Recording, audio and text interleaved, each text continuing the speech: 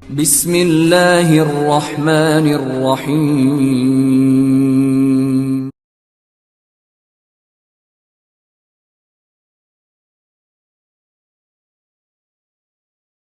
تو عابد بھائی ایک تو اصول یہ ہو گیا، ہمیں یہ بات سمجھ آ گئی کہ یہ جو بحث کو کہ ہر جگہ پر اسنادی بحث میں شدت اختیار نہیں کی جاتی، عقائد اور احکام میں الگ اصول ہیں، تاریخ مواعظ میں الگ اصول ہیں. دوسری چیز ہمیں یہ سمجھ آ گئی کہ اگر سند ضعیف ہو جائے تو اس کا مطلب یہ نہیں ہوتا کہ اس کے متن اب قابل احتجاج نہیں رہتا، بلکہ اس کا متن قابل احتجاج رہتا ہے اگر اس علماء نے، اس فن کے ماہرین نے اس کے متن کو قبول کیا ہو، قرائن ہو تو اس متن کو قبول کیا جا سکتا ہے ایون اس کی سند ضعیف ہو. اس اصول کے تحت اگر کتاب سلیم کی سند ضعیف بھی مان لی جائے بنا بر تنزل ایک لمحے کے لیے، تو اس کا مطلب یہ نہیں کہ کتاب سلیم کی جو حدیثیں ہیں وہ ساری ضعیف ہو جائیں گی، بلکہ ان حدیثوں کو، ان متن کو، ان حدیثوں میں جو بیان ہوا ہے مندرجات کو، ان کے اصولوں پر جو علماء نے بیان کیے ہیں پرکھا جائے گا کہ اگر وہ متن صحیح ہے تو اس کو قبول کیا جائے گا، اس سے استدلال کیا جائے گا. اس کی بحث آتی ہے کہ ہم متن کو کیسے پرکھیں گے. تو ایک اصول کیا ہے متن کو پرکھنے کا؟ مثلا ایک چیز ہے ضعیف سند سے آپ کے پاس آ گئی ہے لیکن اس کا متن جب آپ نے دیکھا وہ قرآن کے مطابق تھا مثلا، یا دیگر جو آپ کے ہاں صحیح احادیث تھیں، صحیح اسناد سے احادیث آئی تھیں، ان کے مطابق ہو گیا اس کا متن، آپ کے مسلمات کے مطابق ہو گیا، عقل سلیمہ کے مطابق ہو گیا، آپ کے اجماع کے مطابق ہو گیا، تو آپ نے اس متن کو قبول کر لیا اگر اس کی سند ضعیف بھی ہے، کیونکہ دوسری جگہ اس کے قرائن موجود ہیں. دوسرا کیا ہوتا ہے؟ تعدد طرق، کہ اگر ایک روایت آپ کے پاس آئی وہ ضعیف آ گئی، اس کی سند ضعیف ہے، لیکن مختلف طرق سے وہ ایک ہی متن آپ کے پاس آیا، اگرچہ وہ سارے طرق میں ضعف پایا جاتا تھا، تو اس کو کہتے ہیں تعدد طرق، زیادہ طرق جمع ہو جانا. اس کی وجہ سے بھی روایت کو تقویت مل جاتی ہے، وہ روایت قبول ہو جاتی ہے. میں اس کے لیے آپ کو ایک مثال دے دیتا ہوں. یہاں پہ یہ میرے سامنے کتاب ہے اثبات فضائل الزہرا سلام اللہ علیہ آیت اللہ سید ہاشم ہاشمی صاحب کی ہے، سید ستین صاحب نے اس کا ترجمہ کیا ہے، 89 نمبر اس کا صفحہ ہے.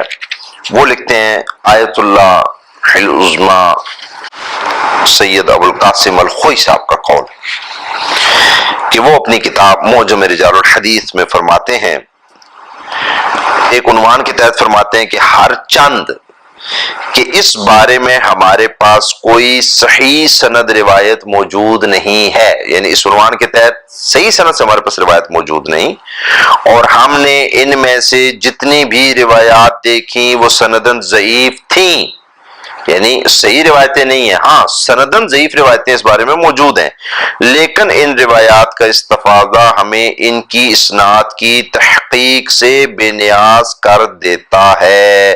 نتیجتاً ہم کہہ سکتے ہیں کہ ان احادیث میں سے بعض مع اطمینان معصومین علیہم السلام سے صادر ہوئی ہیں.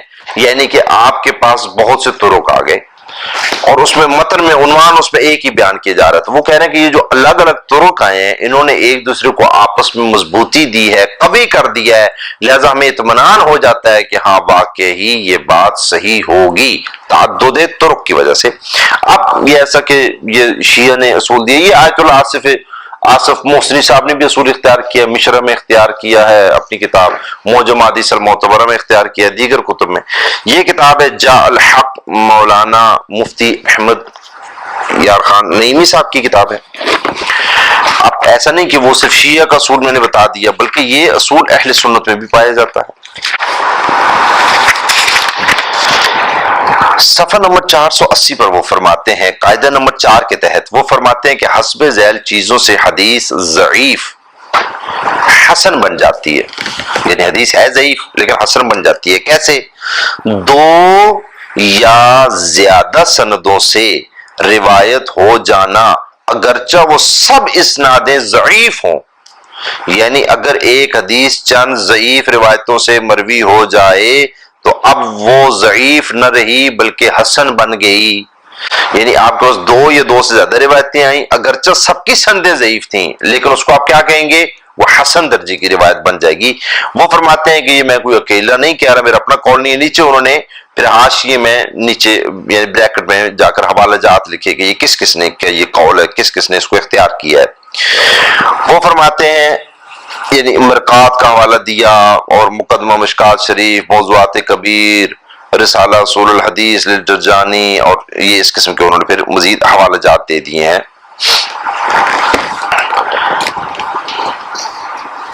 اب یہ کتاب ہے علوم الحدیث، اردو ترجمہ قواعد فی علوم الحدیث، مولانا ظفر احمد تھانوی صاحب کی کتاب۔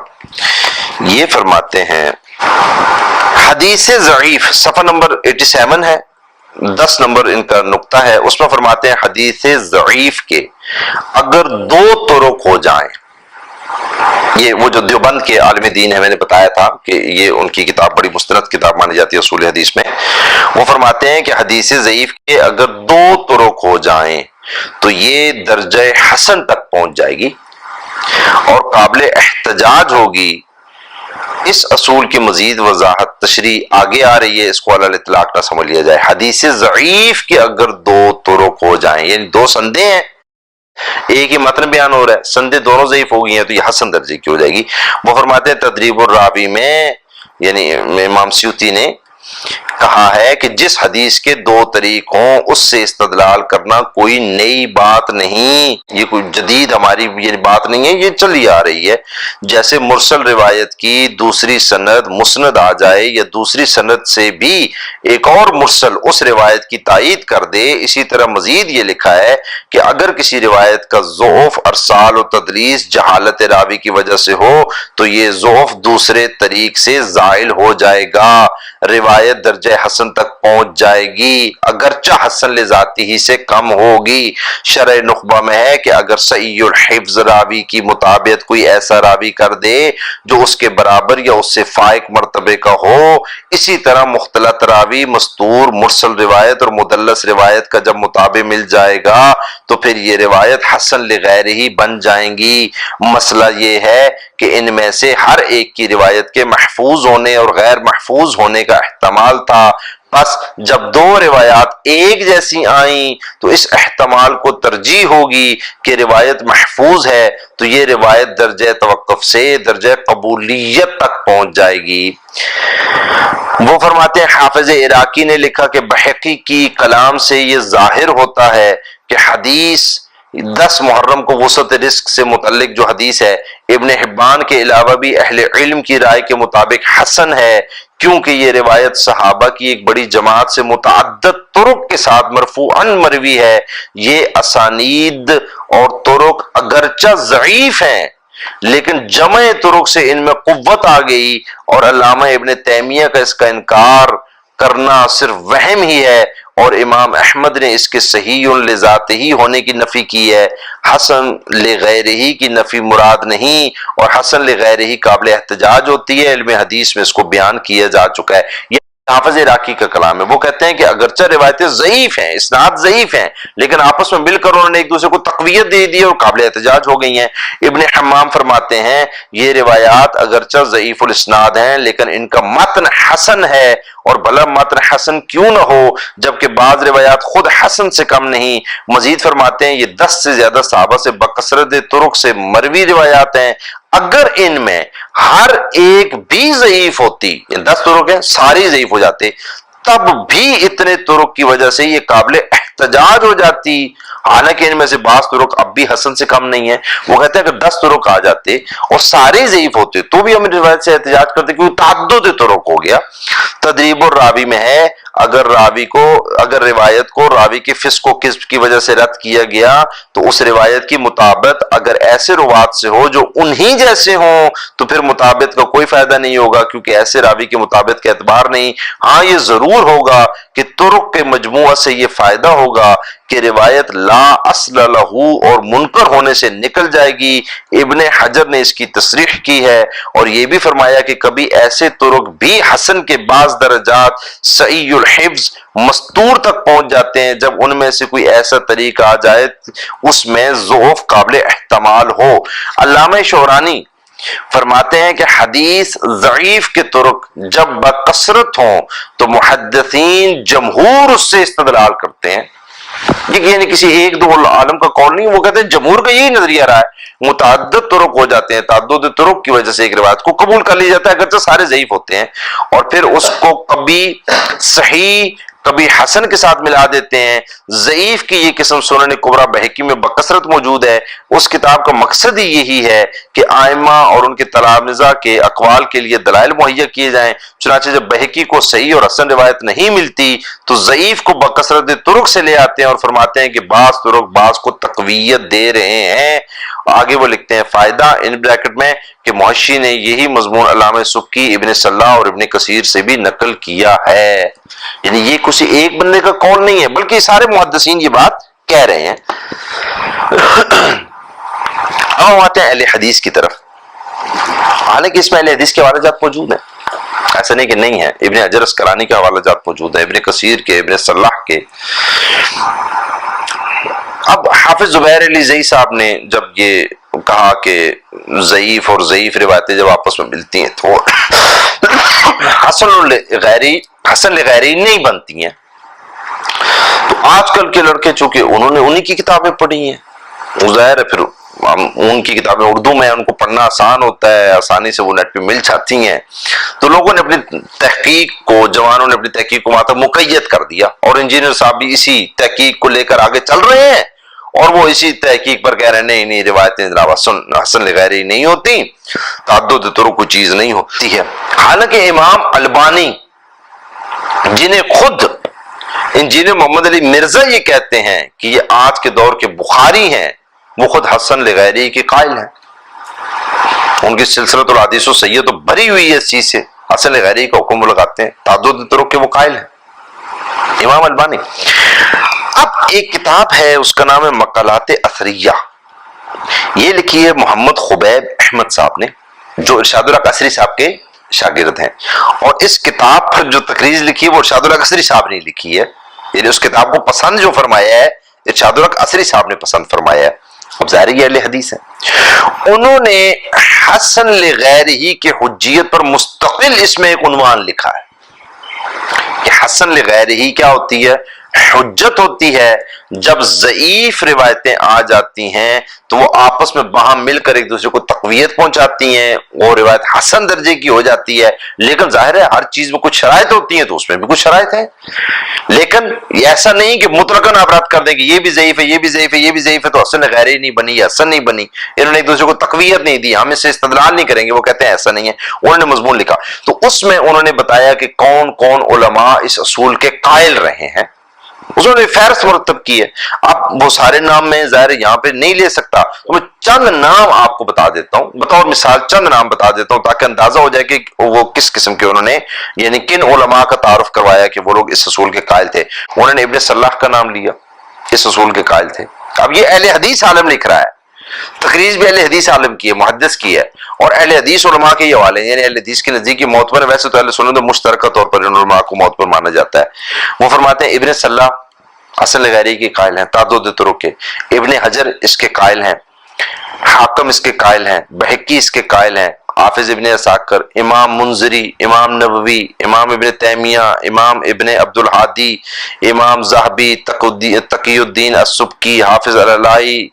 اور پھر وہ فرماتے ہیں حافظ سخاوی، امام سیوطی، عبد الرؤف مناوی. اور اس کے علاوہ وہ امام البانی سے چلتے ہیں اور شیخ ابن باز تک وہ آ جاتے ہیں، اور ان سب کا وہ ذکر کر کے تقریباً 39 نام یعنی کہ وہ یہاں پر لکھتے ہیں ان کے مشہور معروف، اور وہ بتاتے ہیں کہ یہ سب لوگ اس چیز کے قائل ہیں. پھر انہوں نے مستقلی عنوان قائم کیا، دلائل قائم کیا، اور انہوں نے یہ بتایا کہ امام بخاری کس طرح اس کے قائل، تو امام مسلم کس طرح قائل. تو وہ ساری یعنی بحث مستقل کتاب ہے اس عنوان پر. تو میں نے صرف چند نام اس لیے لے دیے ہیں تاکہ لوگوں کو اندازہ ہو جائے کہ اتنے بڑے بڑے بزرگ جو ہیں اس اصول کے قائل ہیں. تو تعدد طرق دوسرا اصول ہمارے سامنے کیا آ گیا؟ ایک یہ ہے کہ سند جب ضعیف ہو جائے تو ایسا نہیں کہ روایت ضعیف ہو جاتی ہے. مثلا اگر کتاب سلیم کی سند کو ضعیف بھی مانتا ہے تو لازم نہیں کہ اس کو متن سارا ضعیف ہو جائے گا، نہیں، اس متن کو اپنے اصول پہ پرکھا جائے گا.